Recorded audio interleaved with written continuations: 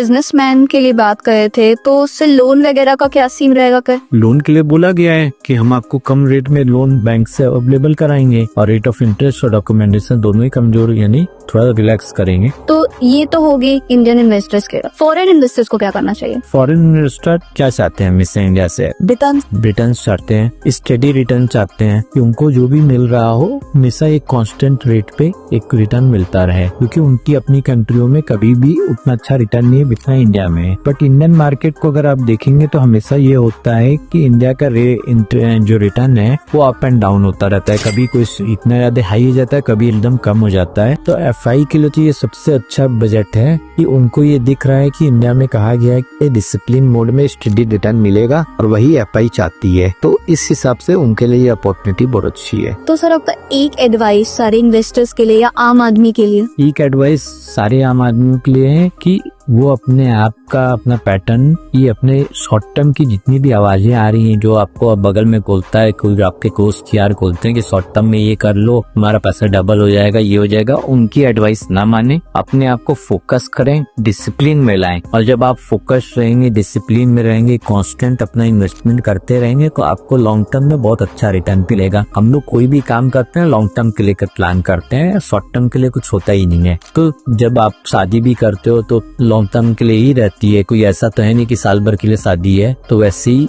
आप बिजनेस भी कर रहे हो वो लॉन्ग टर्म के लिए ही आप सोच के करो, सारी चीजें जो करो लॉन्ग टर्म के लिए करो, यही बजट का है।